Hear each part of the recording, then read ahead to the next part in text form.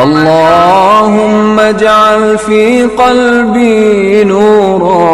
بسم اللہ الرحمن الرحیم. اندلس میں مسلمانوں کے سائنسی کارنامے. ایپیسوڈ 15. علم الہندسہ، دا اسٹڈی آف جیومیٹری. علم الہندسہ ریاضیات کے اس علم کا عربی نام ہے جسے ہم جیومیٹری کہتے ہیں. یہ لفظ فارسی مصدر انداختن یا اندازیدن سے مشتق ہے. انداختن کے معنی ہے پھینکنا یا کسی چیز کو ناپنا. اندازہ اس کا حاصل مصدر ہے جو قد، ناپ، قیمت یا تخمینہ کے معنوں میں لیا جاتا ہے. اہل فارس کے یہاں یہ لفظ جیومیٹری کے لیے استعمال ہوتا تھا. علم الہندسہ کا یونانی نام جیومیٹری ہے. عرب مصنفین نے اپنی کتابوں میں جو مطربہ کا لفظ استعمال کیا ہے جو یونانی نام کی معرب صورت ہے. علم الہندسہ کے ماہر کو عربی میں مہندس کہتے ہیں، جس کے لیے انگریزی میں جیومیٹر کا لفظ استعمال ہوتا ہے.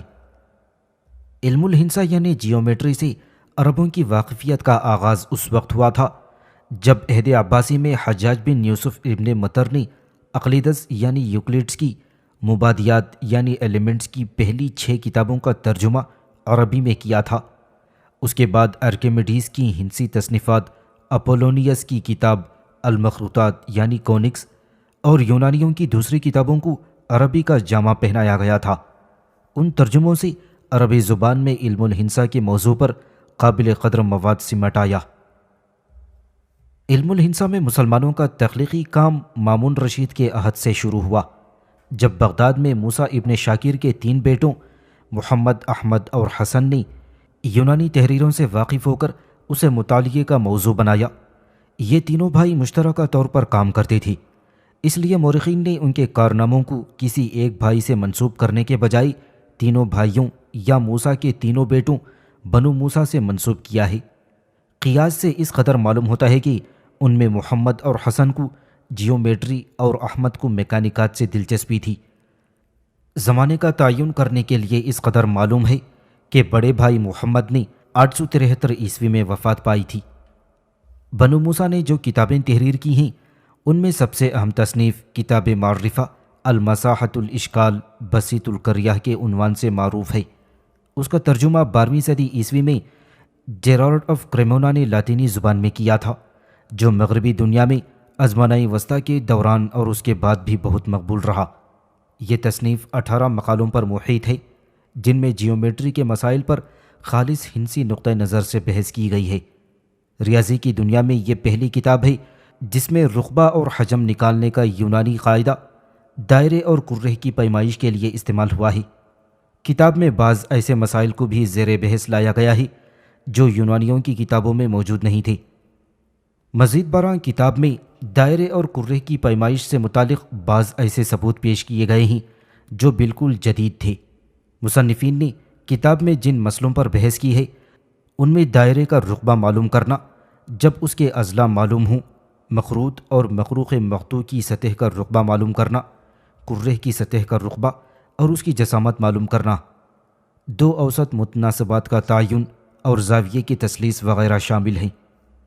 عہد عباسی کے مشہور مہندس ثابت بن قرہ تھی جو حیران کے رہنے والے تھے. انہیں الخوارزمی بغداد لے آئے تھے.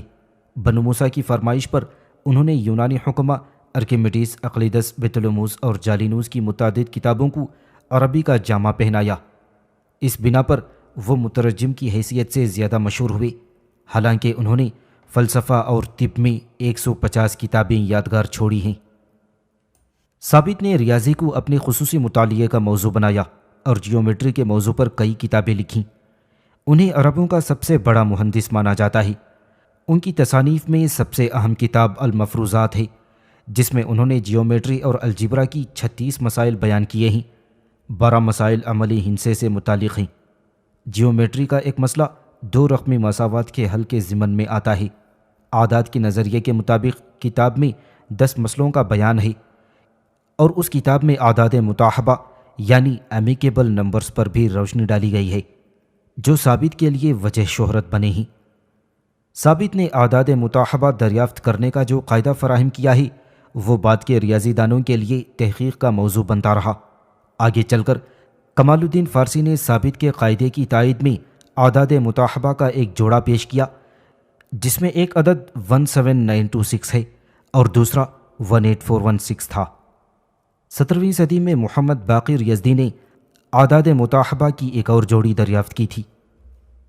پھر ثابت نے ریاضی میں تقریباً 50 کتابیں تحریر کیں اور انہوں نے جیومیٹری کی کچھ اشکال کے بارے میں نئے کلیات دریافت کیے تھے، اعداد متحبہ کے نظریے کی اصلاح کی اور پھر اس کے لیے کلیہ بنایا، پیرابولا اور پیرابولائڈ کی مساحت کا قابل ذکر کارنامہ انجام دیا۔ کاردوو ان کی خدمات کے متعلق لکھتے ہیں، He improved the translation of Euclid's Elements by Ishaq B. Hunayn and that of Almagest by the same. He wrote a number of short treatises or memoirs on astronomy and geometry, Euclidating numerous passages in ancient works, inventing new propositions, annotating and facilitating study. Almost all the scientific subjects that could be studied in his day seem to be touched upon his works. انہوں نے اقلیدس کی مبادیات نیز المجستی کے ان ترجموں کی اصلاح کی جو اسحاق ابن حنین نے کیے تھے، فلکیات اور جیومیٹری پر محققانہ رسالے تحریر کیے تھے اور قدیم کتابوں کی ان گنت عبارتوں کی تشریح کی، نئے کلیات دریافت کیے اور حواشی تحریر کر کے مطالعے میں سہولت پیدا کی۔ ان کے زمانے میں جتنے سائنسی موضوعات تھے وہ تقریباً سب کے سب ان کی کتابوں میں زیر بحث آئے ہیں۔ پھر ثابت کے فرزند سنان بھی بڑے سائنسدان گزرے ہیں۔ وہ فلکیات، طب اور ریاضیات کے ماہر تھے۔ ریاضی میں انہوں نے 4 رسالے تصنیف کیے تھے، مگر ان کی شہرت کا اصل سبب ان کی طبی خدمات تھیں۔ سنان کے بیٹے ابراہیم بن سنان بھی اعلیٰ درجے کے سائنسدان تھے، حالانکہ وہ 38 سال کی عمر میں جواں مرگی کا شکار ہو گئی تھی۔ سرٹن کے مطابق ابراہیم بن سنان نے قطع مکافی کی تربیع یعنی کوڈریچر آف پیرابولا کا کام کیا تھا، جو ارکیمیڈیز کے طریقے سے زیادہ آسان تھا، بلکہ احصائی تکملی یعنی انٹیگرل کیلکولس کی دریافت سے پہلے آسان ترین طریقہ تھا۔ موصوف کہتے ہیں، ابراہیم بن سنان was primarily a geometer. He wrote commentaries on Apollonius and on the Almagest, and his determination of the area of a parabola was one of the greatest achievements of Muslim mathematics. ابراہیم بن سنان بنیادی طور پر ایک مہندس تھے۔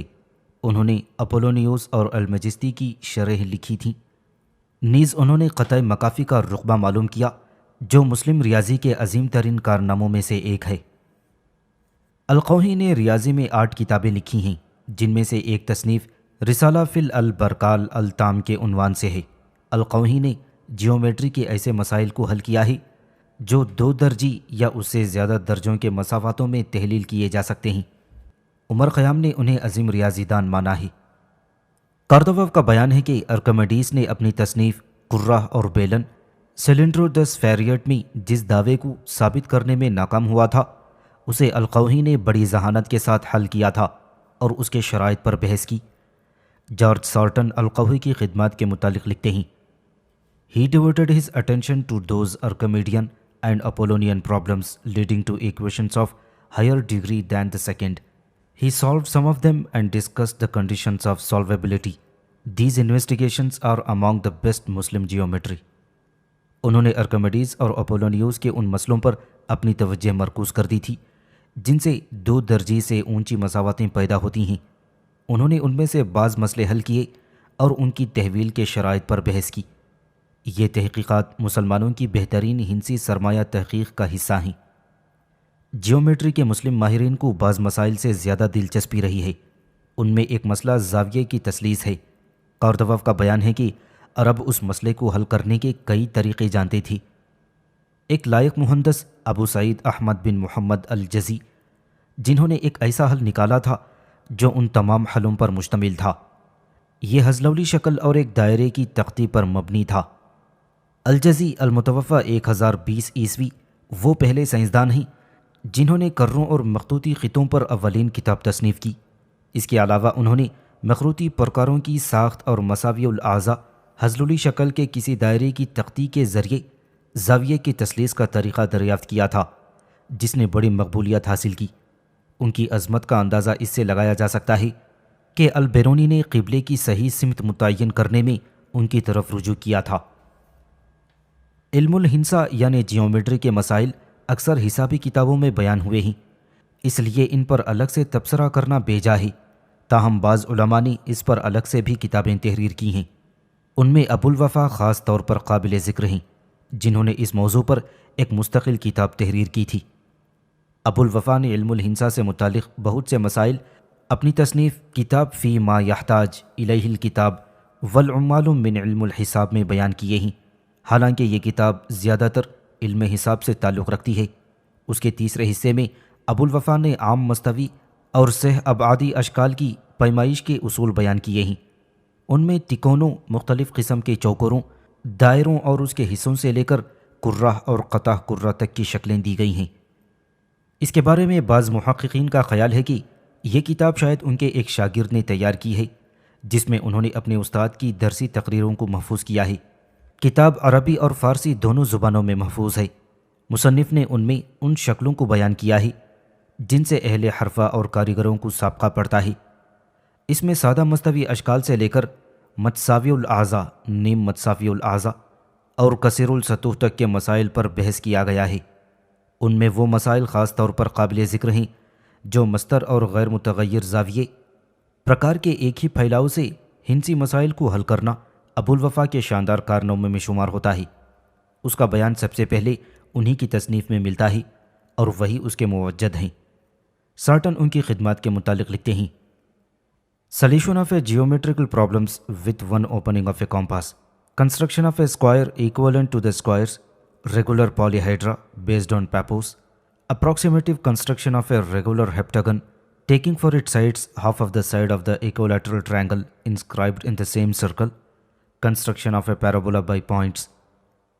پرکار کے ایک ہی پھیلاؤ سے ہندسی مسائل کا حل نکالنا، دیگر مربعوں کے مساوی کسی ایک مربع کو بنانا، یاپوس پر مبنی کثیر الاعضاء منتظم مصباح کی تخمینی ساخت جن کے ضلعوں کے لیے اسی دائرے میں محصور متساوی الاعضاء مثلث کی ضلع کا نصف لیا جاتا ہے، نقاط کی مدد سے مکافی کی تشکیل اور پھر اس کا ہندسی حل۔ کاردوو نے تکونیات میں ابو الوفا کی شاندار خدمات کو خراج تحسین پیش کرتے ہوئے لکھا ہے: This is not the end of services rendered by Abu al-Wafa to science. A geometer of great ingenuity, he dealt with a number of problems and studied the quadrature of a parabola and then the volume of paraboloid. In algebra he translated Diophantus. ابو الوفا کی سائنسی خدمات یہیں پر ختم نہیں ہوتی۔ عظیم صلاحیت والے مہندس ہونے کے ناطے انہوں نے بہت سے مسائل پر بحث کی، قطع مکافی کی تربیح اور مکافی مجسموں کے حجم پر تحقیق کی۔ نیز الجبرا میں انہوں نے دیو قنتس کی کتاب کا ترجمہ کیا تھا۔ کتابوں کے علاوہ بعض ریاضی دانوں نے الگ الگ ہندسی مسئلوں پر رسالے تحریر کیے ہیں۔ موسیوسیدیوں نے 10ویں صدی کے عالم محمد بغدادی کے ایک رسالے کا ذکر کیا ہے۔ موصوف کے بقول اس رسالے کا موضوع یہ ہے کہ جس شکل کو چاہیں اعداد مفروضہ کے ساتھ ایک خط مستقیم کے تناسب اجزاء پر تقسیم کریں۔ اس عمل کے لیے اس نے 22 قضیے قرار دیے ہیں، 7 مثلث، 9 مربع اور 6 مخمس کے بارے میں ہیں۔ اوپر ذکر کیا گیا تھا کہ عمر خیام نے سہ درجے مساواتوں کو جس طرح ہندسی طریقے سے حل کیا ہے اسے قرون وسطیٰ کی ریاضی کا اعلیٰ ترین کارنامہ قرار دیا گیا ہے۔ دستیاب معلومات کی حد تک وہ پہلے ریاضی دان ہیں جنہوں نے سہ درجی اور 4 درجی مساواتوں کو حل کرنے کے لیے مخروطی تراشوں کے استعمال پر زور دیا تھا۔ 1637 عیسوی میں ڈیکارٹ نے عمر خیام کا پیش کیا ہوا مفروضہ دہرایا۔ 200 سال بعد 1847 عیسوی میں پی وینڈزل نے اس مفروضے کا ثبوت فراہم کیا۔ لیکن علم الہندسہ میں عمر خیام کی خدمات اس پر ختم نہیں ہوتی کہ انہوں نے اپنی تصنیف میں اقلیدس کے مفروضات اور تعریفات پر تحقیق کی۔ ان سے پہلے اقلیدس کا مفروضہ پنجم ریاضی دانوں میں زیر بحث رہ چکا ہے۔ انہوں نے بھی اس مسئلے کو ہاتھ میں لیا اور اپنی تصنیف کے ایک پورے باب میں اس پر بحث کی۔ عمر خیام نے اس مسئلے کو حل کرنے کا جو طریقہ بیان کیا ہے وہ ان کے پیشروؤں سے مختلف تھا۔ انہوں نے ایک مفروضہ خط کے سروں پر یکساں لمبائی کے 2 عمودی خطوط کھینچ کر ایک 4 ذیلی شکل وضع کی جو 2 قائمہ کہلاتی ہے، اور اس شکل کو بعد میں 18ویں صدی کے سائنسدان سینچری سے منسوب کر کے سینچری کی چکور کہا گیا ہے۔ علم الہندسہ میں مسلمانوں کی تصنیفات میں لاتعداد کتابیں ہندسی اشکال کے موضوع پر ملتی ہیں۔ ان میں الگ الگ ہندسی مسلوں مثلاً کثیر الاضلاعوں، 7 اور 9 ذیلوں والی شکلوں، مخروطی تراشوں وغیرہ کی تشکیل پر روشن ڈالی گئی ہے۔ چند رسالوں میں عقیدت کی اشکال کی توضیح کی گئی ہے، جن میں 7ویں صدی ہجری یعنی 13ویں صدی عیسوی کے شمس الدین محمد ابن اشرف الحسینی خاص طور پر قابل ذکر ہیں۔ مصنف نے اس میں عقیدت کی 35 ہندسی اشکال کی اجمالی وضاحت کر دی ہے۔ یہ رسالہ 20 صفحات پر مشتمل ہے۔ اس کی متعدد شرحیں لکھی گئیں۔ سمرقندی کے بعد الاموی نے بھی علم الہندسہ میں ایک کتاب رفیع الاشکال فی ساحت الاشکال کے عنوان سے تحریر کی، جس میں مصنف نے شکلوں کی پیمائش سے متعلق پیدا ہونے والے شکوک و شبہات کو رفع کیا ہے۔ آخری دور کے ریاضی دانوں میں قاضی زادہ رومی نے سمرقندی کی تصنیف کی شرح لکھی، جو شرح الاشکال التاسیس کے نام سے مشہور ہے۔ غیر عقلیدی علم الہندسہ یعنی نان یوکلیڈین جیومیٹری۔ 2000 سال تک علم الہندسہ میں جس شخص کے اصول و مفروضات پوری دنیا پر چھائے رہے وہ عقلیدس تھے، جن کا مفروضہ پنجم ہر دور میں بحث کا موضوع بنا رہا، جس سے علم الہندسہ کو بے پناہ فروغ ملا تھا۔ اس مفروضے کی روح سے اگر مستوی سطح پر ایک نقطہ اور ایک خط دیا ہوا ہو تو دیے ہوئے خط کو قطع کیے بغیر اس نقطے سے صرف ایک خط گزر سکتا ہے۔ مفروضے کے مطابق دونوں خطوط ایک دوسرے کے متوازی ہوں گے، جو کتنے لمبے کیوں نہ کھینچے جائیں آپس میں نہیں ملیں گے۔ عقیدت کے اس مفروضے میں خطوط کے متوازی ہونے کی بات کہی گئی ہے، اس لیے اسے متوازی مفروضہ یعنی پیرالل پوسٹولیٹ بھی کہا جاتا ہے۔ عقیدت کے اس مفروضے کو ثابت کرنے میں ہر زمانے میں ریاضی دانوں نے مختلف اصولوں اور قاعدوں سے کام لیا، مگر کامیابی نہ مل سکی۔ 2000 سال کے پیہم ناکامیوں نے بعض ریاضی دانوں کو سوچنے پر مجبور کر دیا کہ کہیں مفروضے ہی غلط تو نہیں ہے، کیونکہ خطوط کو ایک حد سے آگے خلا میں کھینچنے کا تجربہ کسی نے نہیں کیا ہے۔ مگر عقیدت کے کسی دعوے کو چیلنج کرنا کوئی معمولی بات نہ تھی۔ جرمنی کے عظیم سائنسدان کارل فریڈرچ گاؤس نے 12 سال ہی کی عمر میں عقیدت کے کچھ نظریات کو نشانہ تنقید بنایا تھا۔ بعد میں انہوں نے اپنی تحقیقات میں متوازی مفروضے کو تسلیم نہیں کیا، مگر ان کی تحقیقات ان کے مرنے کے بعد شائع ہوئی۔ پھر کارل کے ہم عصر نکولائے لیبوچسکی نے عقیدت کی بعض خامیوں کی نشاندہی کرتے ہوئے کہا کہ متوازی مفروضے میں دیے گئے نقطے میں بہت سارے خطوط گزارے جا سکتے ہیں۔ عقیدت کا ایک اور دعویٰ ہے کہ مثلث کے زاویوں کا مجموعہ ہمیشہ 180 ڈگری کے برابر ہوتا ہے، جبکہ کارل گاؤس کا خیال ہے کہ زاویوں کا مجموعہ 180 سے کم ہوتا ہے، اور ان کے ایک شاگرد ریمن کا کہنا تھا کہ مثلث کے زاویوں کا مجموعہ 180 ڈگری سے زیادہ ہوتا ہے۔ مسلمانوں میں عہد مامونی کے سائنسدان عباس بن سعید جوہری نے اپنی تصنیف اصلاح الکتاب الاصول میں عقیدت کی مبادیات کی طرف توجہ کی۔ انہوں نے اس کتاب میں تقریباً 50 ایسے مسائل شامل کیے جو عقیدت کی کتاب میں نہیں تھے۔ ان میں سے 6 کا تعلق متوازی مفروضے سے ہے۔ عمر خیام کی پیروی میں نصیر الدین طوسی نے متوازی خطوط کے نظریے پر جو تحقیق کی، اس نے پورے یورپ کے 17ویں صدی اور 18ویں صدی کے ریاضی دانوں کو بہت متاثر کیا، جس کا اظہار جان ویلس نے اور سنجری کی تحریروں میں بھی ہوا ہے۔ علامہ اقبال کا بیان ہے کہ جہاں تک ریاضیات کا تعلق ہے، اتنا سمجھ لینا چاہیے کہ بیت الموس سے لے کر نصیر الدین طوسی کے زمانے تک ان مشکلات پر مطلق توجہ نہیں دی گئی جو مکان مرئی کی بنا پر عقیدت کے مسلم متوازیات کے اسبات میں پیش آئیں۔ یہ طوسی تھا کہ جس نے سب سے پہلے اس سکون کو توڑا جو 1000 برس سے ریاضیات کی دنیا میں قائم تھا۔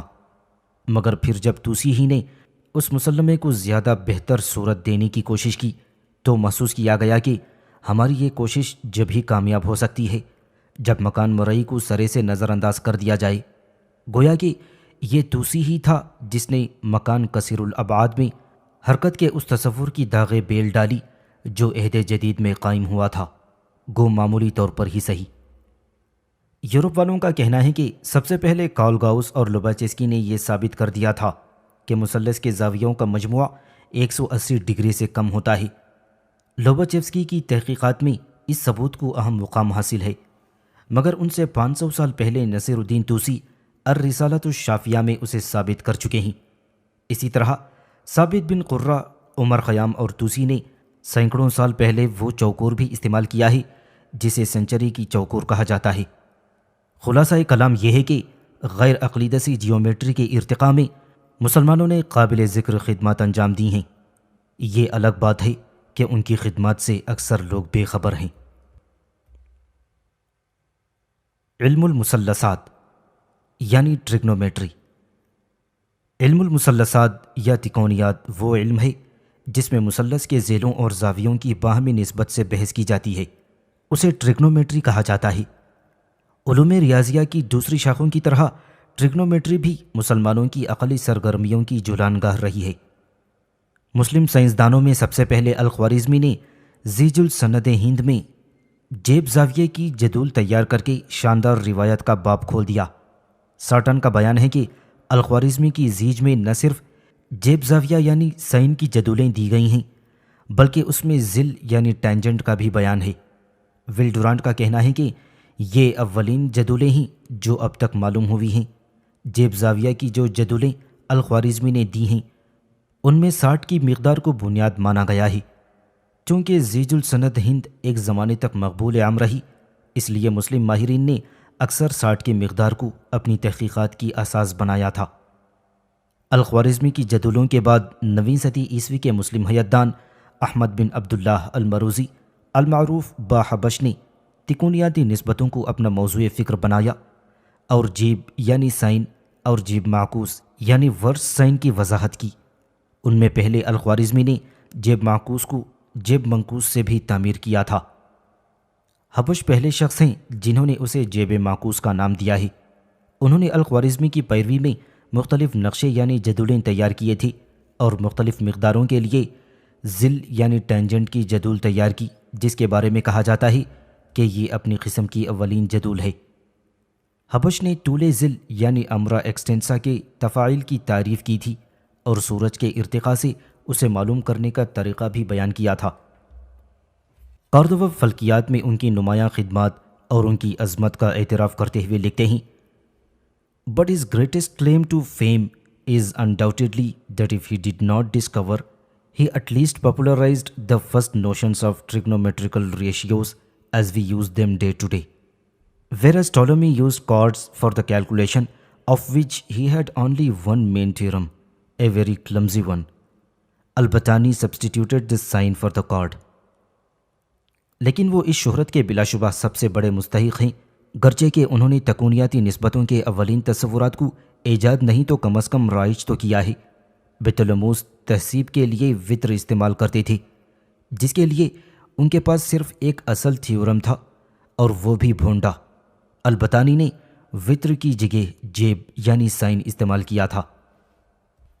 فرینچ مورخ موسیو سیدیو علوم ریاضیہ میں مسلمانوں کے کارناموں کا تذکرہ کرتے ہوئے لکھتے ہیں بعض اہل یورپ کا خیال ہے کہ عربوں نے یونانی علماء کی کتابوں کا صرف لفظی ترجمہ کر دیا تھا، لیکن یہ بات صحیح نہیں۔ ہم علماء بغداد کے صرف اس لیے ممنون نہیں کہ انہوں نے محض علماء سکندریہ کی کتابوں کو محفوظ رکھا، بلکہ ہم ان کے اس لیے زیادہ مداح ہیں کہ انہوں نے ان فنون میں خود بھی اختراع کی۔ مثلا البتانی، جس کا لقب بطلموس عرب ہے، اس نے یہ اختراع کی کہ اہل یونان مثلث کے حساب میں قوس کے وطر استعمال کرتے تھے۔ پھر اسی البتانی نے کروی مثلثوں کی پیمائش کا اصلی اور اساسی قاعدہ دریافت کیا اور اسے بہت سی جگہوں میں کام میں بھی لایا۔ نیز جیب اور تمام جیب کی عبارات ایجاد کی جس کو یونانی استعمال ہی نہیں کرتے تھے، اور اسی نے قوسوں کے باہم مس کرنے والے خطوط کا پتہ لگایا جن کو آفتاب کے ارباع کے حساب میں داخل کیا گیا اور اسے ذل ممدود کے نام سے موسوم کیا، جس کو متاخرین کی کتابوں میں خط مماس کہا گیا ہے اور وہ مثلث کے حساب میں استعمال ہوتا ہے۔ سارٹن نے البتانی کو اپنی قوم اور زمانے کا سب سے بڑا حیاتدان اور عظیم ترین مسلم حیاتدانوں میں سے ایک قرار دیا ہے۔ ان کی خدمات گناتے ہوئے موصوف لکھتے ہیں ان کی کتاب 16ویں صدی تک مستند ماخذ رہی ہے۔ ان میں تکونیات کا خلاصہ شامل ہے جس میں انہوں نے نہ صرف جیوب یعنی سائنس بلکہ ذل یعنی ٹینجنٹس اور ذل الاتمام یعنی کو ٹینجنٹس بھی باقاعدہ استعمال کیے ہیں۔ ایک دوسری جگہ سارٹن کا بیان ہے The third chapter of his astronomy is devoted to trigonometry. He used sines regularly with a clear consciousness of their superiority over the Greek gods. He completed the introduction of the functions umbra extensa and umbra versa, whence our cotangents and tangents, and gave a table of cotangents by degrees. And he knew the relation between the sides and angles of a spherical triangle, which we express by formula cos A is equal to cos B cos C plus sin B sin C cos A. उनकी जीज का तीसरा हिस्सा तकोनियात पर मुश्तमिल है. उन्होंने इस वाज़ेह एहसास के साथ कि जुयूब को यानी साइंस को यूनानियों के वित्र यानी कॉर्ड्स पर फौकियत हासिल है, बाकायदगी के साथ उनका इस्तेमाल किया था. उन्होंने मुसल्लसी तफाउलात यानी अम्रा वर्सा और अम्रा एक्सटेंसा की तकमील की और फिर ज़िल्लुल अतमाम की जदूल तैयार की जो दर्जों के मुताबिक थी. वो करवी मुसल्लस के अज़ला और जावियों के बाहमी ताल्लुक़ से वाकिफ़ थे, जिसके इजहार के लिए हम ऊपर दिए गए फार्मूले का इस्तेमाल करते हैं. तिकोनियात में अलबतानी का कारनामा संगे मील की हैसियत रखता है. यूनानियों ने इल्मुल हिंसा की उस शाख को जहाँ छोड़ा था, अलबतानी ने उसे सैकड़ों साल आगे बढ़ा दिया. विल डुरांट लिखते हैं, अबू अब्दुल्लाह अलबतानी ए सबायन ऑफ रुका known to Europe as अल्बटानिकस advanced trigonometry for beyond it's beginnings according to Hipparcos and Ptolemy by substituting triangular for Ptolemy's quadrilateral solutions and the sines of Hipparchus' chord, and he formulated the trigonometrical ratios essentially as we use them today. रक़ा के साबियों नस्ल अबू अब्दुल्लाह अलबतानी अलमुतवफ़ा 850 ईस्वी, जिन्हें Europe में अल्बतिगनस से जाना जाता है, बेतलमूस के 4 अज़लाई हल के बजाय मुसल्लस अल-ज़ाविया का हल और हिपार्कस के वित्र के बदले जेब साइन इस्तेमाल करके तकोनियात को उन दोनों से बहुत आगे बढ़ा दिया था. नीज़ उन्होंने तकोनियाती निस्बतों की जदूल तैयार की जिसे हम आज इस्तेमाल करते हैं. मज़ीद कारदवव का बयान है, the formula sign A is equal to tan A divided by 1 plus tan square A whole root cos A is equal to 1 by 1 plus tan square A whole root और explained in अलबतानी. This brings us very far beyond the point reached by Greeks and really opens the era of modern science. अलबतानी की जीज में ऊपर दिए गए फार्मूले की वजाहत मिलती है. ये चीज़ हमें इस नुक्ते से बहुत दूर ले आती है जहाँ यूनानी पहुँच गए थे और फिलवाक़े ये जदीद साइंस के दौर का बाब खोल देती है. यूरोप में मशहूर है कि काते यानी सीकेंड की तरवीज का सहरा कोपरनिकस के सर है, मगर ख़ुद कारदवव ने, जिन्होंने अबुल वफ़ा की दरियाफ्त वेरिएशंस के मौजू पर बहस में हिस्सा लेकर यह साबित करने की भरपूर कोशिश की है कि ये अबुल वफ़ा की दरियाफ्त नहीं, उन्होंने मज़ीद ये एतराफ़ किया है कि अबुल वफ़ा के यहाँ सीकेंट मौजूद है जिसे उन्होंने क़तरुल ज़िल का नाम दिया है. आम तौर पर उसकी तरवीज कोपरनिकस से मंसूब है. फिर सार्टन का बयान है कि सीकेंट और कोसेकेंट अबुल वफ़ा बोसजानी ने मुतारिफ़ करवाई. मज़ीद कारदवव अबुल वफ़ा की खिदमत का जिक्र करते हुए लिखते हैं, अबुल वफ़ा सर्विसेज टू ट्रिग्नोमेट्री और इंडिस्प्यूटेबल. With him trigonometry became still more explicit and acquires the formula for the addition of the angles sign A plus B is equal to sign A cos B plus sine B cos A divided by are. This formula discovered at this time did not however become known to the Latin world and Copernicus seems to have been unaware of it. तकूनियात में अबुल वफ़ा की खिदमत शको शुबह से बालातर रहीं. उन्होंने तकूनियात को और ज़्यादा मुफस्सल अंदाज में पेश किया है और ज़ावियों को जमा करने के लिए ये फार्मूला दिया था. अबुल वफ़ा का दरियाफ्त किया हुआ ये फार्मूला लातीनी दुनिया तक ना पहुँच सका. लगता है कोपरनिकस भी उससे बेखबर था.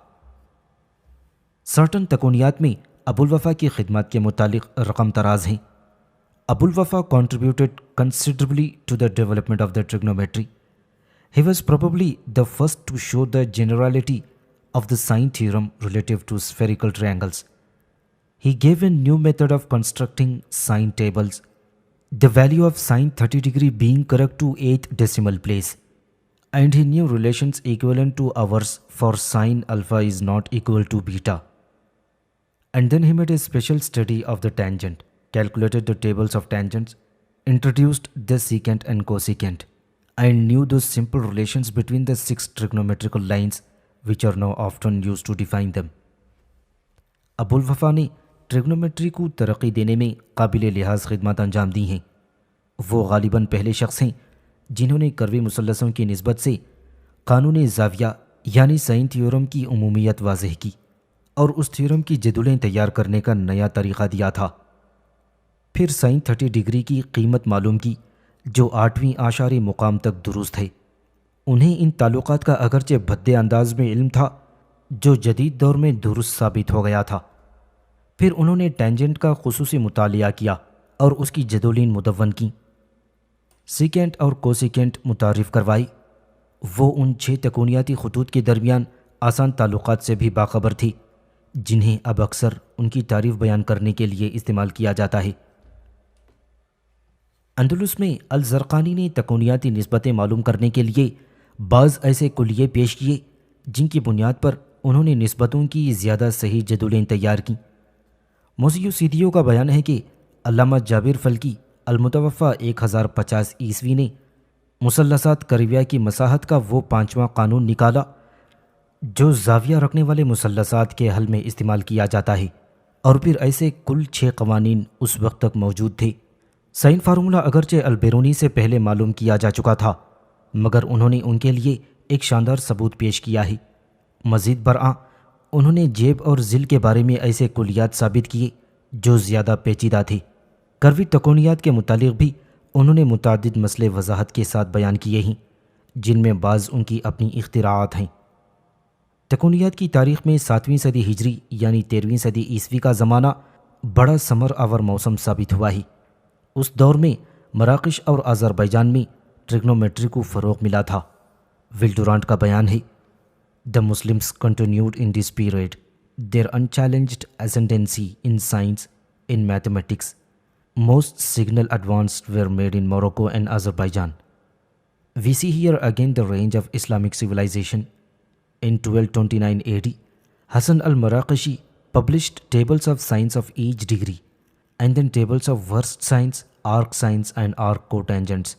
And again a generation later, Nasiruddin Tusi issued the first treatise in which trigonometry was considered as an independent science rather than an appendage to astronomy. This book, Kitab Shakl al-Qattar, remained without a rival in its field until the book De Triangulus of Regiomontanus 2 centuries later. اس عہد میں بھی مسلمانوں نے science میں اپنا ناقابل challenge غلبہ جاری رکھا. ریاضیات میں مراکش اور آذربائیجان میں نمایاں ترین ترقیاں ہوئی تھیں. ان شہروں میں ہمیں ایک مرتبہ پھر اسلامی تہذیب کی چاند ماری کا میدان دیکھنے کو ملتا ہے. 1229 عیسوی میں حسن المراکش نے ہر ڈگری کے لیے سائنس کی جدول نیز ورس سائنس، آرک سائنس اور کوٹینجنٹس کی جدولیں شائع کی تھیں. اس کے ایک نسل بعد توس کے نصیر الدین توسی نے ایک کتاب شائع کی جس میں ٹریگنومیٹری کو علم حیات کے ضمیمے کے بجائے ایک مستقل علیحدہ علم کی حیثیت سے پیش کیا گیا ہے. یہ تصنیف کتاب شکل القطع 200 سال کے بعد کے زمانے کی کتاب ڈی ٹرائنگولس کے شائع ہونے تک اپنی نظیر آب تھی جسے رجیومونٹس نے تصنیف کی تھی. نصیر الدین توسی کی کتاب کتاب الاشکال القطع تاریخ ریاضیات کا بہت بڑا کارنامہ مانی جاتی ہے. یہ پہلی کتاب ہے جس میں تکونیات کو ریاضیات کی ایک علیحدہ اور آزاد شاخ کی حیثیت دی گئی ہے. کتاب میں قائم الزاویہ مثلث کی 6 حالتوں کی تفصیل ہے. اس سے پہلے تکونیات کے کسی ماہر نے یہ حالتیں بیان نہیں کی تھیں. یہاں اولیت کا صحرا توسی کے سر ہے. توسی کے مطابق اگر سی کسی کروی مثلث کا وتر ہو تو cos C is equal to cos A cos B, cos C is equal to cot A cot B, cos A is equal to cos A sin B, cot A is equal to tan B cot C, sin B is equal to sin C sin B, sin B is equal to tan A cot A. Tausi سے پہلے مسلمانوں نے sign لا دریافت کیا تھا جو خود توسی کے بیان کے مطابق سائن لا جسے ہم نظریہ جیب زاویہ یعنی سائن تھیورم بھی کہتے ہیں 3 مسلم سائنسدانوں ابن عراق ابوالوفا اور ابو محمد میں سے کسی ایک نے دریافت کیا تھا. تاہم توسی کا عبقری ذہن یہاں بھی آرام سے نہ بیٹھ پایا. جنہوں نے ایسے واضح اور غیر مبہم انداز میں اسے پیش کر دیا تھا کہ اس کا ذکر آتے ہی توسی یاد آتے ہیں۔ سائن تھیورم کی یہ وضاحت توسی کا بہت اہم کارنامہ شمار ہوتی ہے۔ کاردوف کا بیان ہے کہ نصیر الدین توسی نے قدماء کی 16 کتابوں کو ایڈٹ کیا تھا، جن میں 4 مسلم سائنسدانوں کی تصانیف ہیں، جن کتابوں میں ان کے عہد کا سارا سائنسی علم سمٹ آیا ہے۔ وہ نصیر الدین توسی کی تبازات تصنیف کتاب الاشکال القطع کے متعلق لکھتے ہیں۔ Among the books added was one of the Nasiruddin himself, namely the treatise on the quadrilateral, a work on spherical trigonometry of the first rank. In it, he expands this subject in a most orderly and lucid fashion. At first, according to the method of Menelaus and Ptolemy, which he points out the rule which he calls that of the supplementary figure, which dispenses with the use of Ptolemy's theorem, is simply the statement that the sines of angles are proportional to those of sides. To this rule he adds a method of tangent based on the relation sin B is equal to tan C by tan C. Trigonometry, plane and spherical, is now well established, and the finds in this book its first methodically developed and deliberate expression. In a short paragraph, Nasiruddin recalls his Arab predecessors who had a share in its invention. ان کتابوں کے علاوہ نصیر الدین کی اپنی تصنیف کتاب الشکل القطع ہے، جو کروی تکونیات پر اعلیٰ درجے کی کتاب ہے، جس میں مصنف نے موضوع کو عمدہ ترتیب اور روشن شکل میں کھول کر بیان کیا ہے۔ سب سے پہلے وہ مینیلاؤس اور بیتلموس کے طریقے اور اس کے بعد نئے طریقوں جن کے فائدوں کی وہ نشاندہی بھی کرتے ہیں، اس کے مطابق موضوع پر بحث کرتے ہیں کہ جسے وہ اضافی شکل کا قاعدہ کہتے ہیں، کہ جس کے بعد بیتلموس کے نظریہ شکل القطع کے استعمال کی ضرورت نہیں رہتی۔ سادہ لفظوں میں یہ بیان ہے کہ زاویوں کے جیوب اضلاع کے جیوب سے نسبت رکھتے ہیں۔ اس قاعدے میں وہ طرز طریقہ ذیل کا اضافہ کرتے ہیں جو اس تعلق پر مبنی ہے۔ اس طرح مستوی اور کروی تکونیات اچھی بنیادوں پر کھڑی ہو جاتی ہے اور پہلی دفعہ اس کتاب میں باضابطہ طور پر ترقی یافتہ اور مدلل انداز میں سامنے آتی ہے۔ ایک مختصر اقتباس میں نصیر الدین توسی نے ابن عرب پیشروؤں کو یاد کیا ہے جو اس دریافت میں ان کے حصے دار ہیں۔ جمشید الکاشی دنیا کے ذہین ترین انسانوں میں سے ایک تھے۔ انہوں نے جو تحریری آثار چھوڑے ہیں ان میں ایک تصنیف رسالہ المحیطیہ کے عنوان سے مشہور ہے۔ یہ رسالہ ریاضیات کی تاریخ کا بے مثال کارنامہ ہے۔ مصنف نے اس میں محیط اور قطر کی نسبت پر بحث کرتے ہوئے پائی کی قیمت معلوم کرنے کے طریقے کی وضاحت کر دی ہے۔ یونانی ریاضی دان ارکمیڈس نے 96 ذیلوں والی قائمہ کثیر الاضلاع کی انسکرپشن اور سرکمسکرپشن کے ذریعے پائی کی قیمت 3.14 کے درمیان بتائی تھی۔ ارکمیڈس کے بعد مختلف ریاضی دانوں نے پائی کی زیادہ سے زیادہ درست قیمت معلوم کرنے کی کوشش کی تھی۔ سب سے زیادہ درست قیمت 15ویں صدی میں چینی ریاضی دان سو چنگشی نے معلوم کی تھی، جو 6 اعشاری مراتب تک درست تھی۔ پھر جمشید الکاشی نے پائی کی قیمت معلوم کرنے کی طرف توجہ کی تو یہ طے کیا کہ وہ اس قدر درستی اور صحت کے ساتھ اسے دریافت کریں گے کہ اگر زمین کے قطر سے 6 لاکھ گنا بڑا قطر کا محیط نکالا جائے تو غلطی بس اتنی ہو جتنی گھوڑے کے بال کی موٹائی ہوتی ہے۔ چنانچہ انہوں نے پیمائش کے لیے ایرانی اکائیاں استعمال کیں اور نہایت محتاط طریقہ اختیار کر کے اعشاری نظام میں یہ قیمت معلوم کی۔ 2 پائی از اکول ٹو 6.2831853071 795865۔ یہ قیمت اعشاری نظام میں 16ویں مرتبے تک صحیح ہے اور پچھلی تمام قیمتوں سے سب سے زیادہ درست ہے۔ یہ قیمت 16ویں صدی کے اختتام تک پائی کی درست ترین قیمت تصور کی جاتی تھی۔ دستیاب معلومات کی حد تک مسلم تکونیات کا خاتمہ الگ بیگ کی ذات پر ہوا ہے، جو حکمران سے زیادہ سائنسدان تھے۔ انہوں نے تکونیاتی جدولوں میں 45 ڈگری تک ہر منٹ کے لیے اور 45 سے 90 ڈگری تک ہر 5 منٹ کے لیے ٹینجنٹ اور سائن کی قیمتیں بیان کی ہیں۔ کو ٹینجنٹ کی قیمتیں ہر ڈگری کے لیے دی گئی تھیں۔ انسائکلوپیڈیا بریٹانیکا کے مطابق الگ بیگ کا کارنامہ ان کے زمانے تک کی ریاضیات کے عظیم کارناموں میں سے ایک تھا۔ پھر الگ بیگ نے علم نجوم کا حساب لگا کر معلوم کر لیا تھا کہ ان کا بیٹا عبداللطیف انہیں قتل کرے گا۔ چنانچہ ان کے بیٹے نے باپ کے خلاف بغاوت کر دی اور غلبہ پا کر اپنے والد کو ایک شقی القلب ایرانی ملازم کے سپرد کر دیا، جس نے رمضان 853 ہجری بمطابق 27 اکتوبر 1449 عیسوی کو اس عظیم سائنسدان کو قتل کروا دیا۔ یہ صرف ایک فرد کا نہیں بلکہ مسلم فلکیات ریاضیات پر آخری شبخون تھا۔ ریاضیات میں مسلمانوں نے جو شاندار کارنامے انجام دیے ہیں، ان کا اعتراف یورپ کے بعض نامور مصنفوں نے بھی کیا ہے۔ ذیل میں ان اعترافات کے چند ٹکڑے بغرض اختصار صرف اردو ترجمے میں پیش کیے جا رہے ہیں۔ کاردوف نے دی لیگیسی آف اسلام میں اپنے مضمون کے شروع میں ہی عربوں کی خدمات پر پانی پھیر دینے کی کوشش کی ہے، تاہم جادو وہ جو سر چڑھ کر بولے کہ مصداق انہیں اعتراف کرنا پڑا ہے۔ انہوں نے لکھا ہے، عربوں نے واقعی سائنس میں عظیم کامیابیاں حاصل کی ہیں۔ انہوں نے صفروں یعنی اعداد کا استعمال سکھایا، گو وہ ان کے موجد نہ تھے۔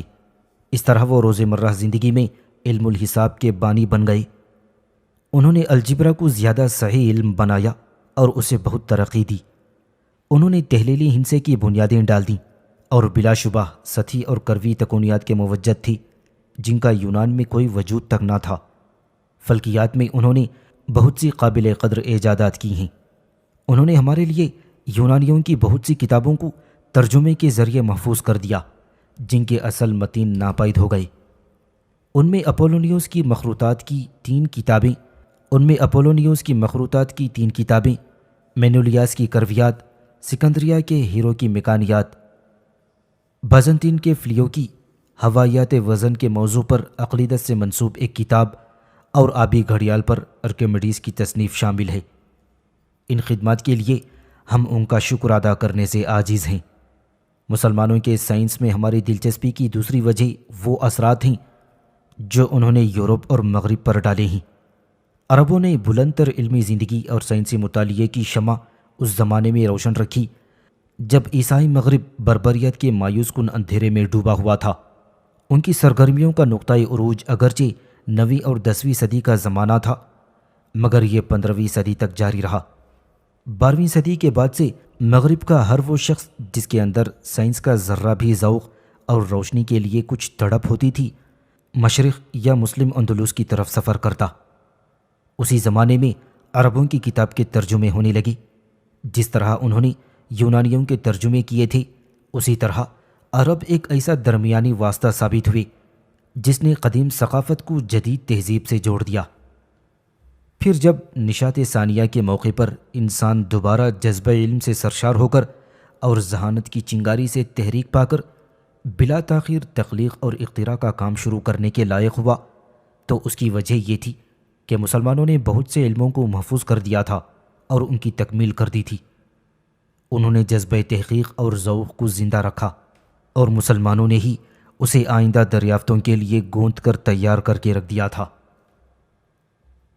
ڈریپر مسلمانوں کی علمی خدمات کا تذکرہ کرتے ہوئے لکھتے ہیں، اگر ہم اس شاندار علمی تحریک کی جزیات سے بحث کریں تو کتاب کی ضخامت حد سے زیادہ بڑھ جائے گی، لہٰذا ہم صرف اس اجمال پر اکتفا کرتے ہیں کہ مسلمانوں نے قدیم علوم و فنون میں بہت اضافے کیے تھے اور بہت سے نئے علوم ایجاد کیے۔ انہوں نے حساب کا ہندسی طریقہ رائج کیا جو زبردست ایجاد تھی۔ اس میں تمام عددوں کو 10 علامتوں سے ظاہر کیا تھا۔ ان علامتوں میں سے ہر عدد کی مطلق اور مقامی قیمت متعین ہوتی تھی۔ اس سے حساب و کتاب کے آسان اور سادہ قاعدے وضع ہوئے۔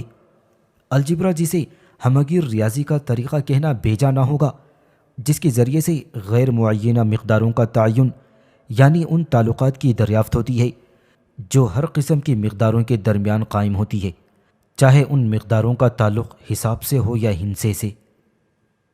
ڈائیوفینٹس کو اس طریقے کا موہوم سا خیال ہوا تھا۔ عربوں نے اسے ترقی دے کر حد کمال کو پہنچا دیا۔ جبر اور مقابلے میں محمد بن توسی نے 2 درجی مساوات اور عمر بن ابراہیم خیام نے 3 درجی مساوات کے حل کرنے کا عمل دریافت کیا۔ عربوں ہی کی بدولت ٹریگنومیٹری کے علوم کو موجودہ شکل ملی تھی۔ انہوں نے اوتار یعنی کارڈز کے بجائے جیب مستوی کو رائج کیا، یعنی انہوں نے ٹریگنومیٹری کو ایک مستقل فن کی حیثیت عطا کر دی۔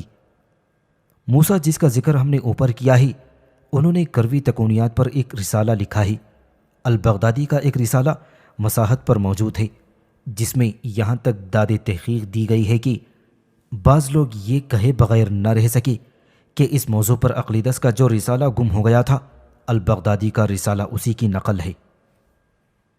پھر رابرٹ بریفالٹ نے مسلمانوں کی شاندار خدمات کا کھل کر اعتراف کیا ہے۔ ان کے بیان کے مطابق عربوں نے تمام دستیاب سرچشموں سے اپنا علم حاصل کیا اور یونانی اور ہندسی ریاضی کو مفصل اور منظم شکل عطا کی۔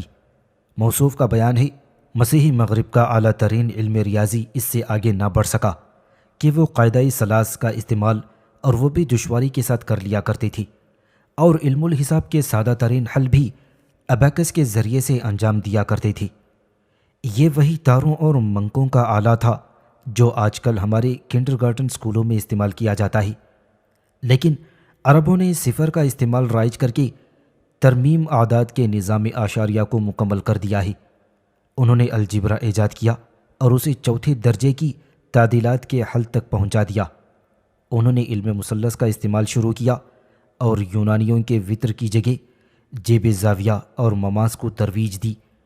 اس طرح انہوں نے انسانی تحقیق و تجسس کی قوتوں میں 1000 گنا اضافہ کر دیا۔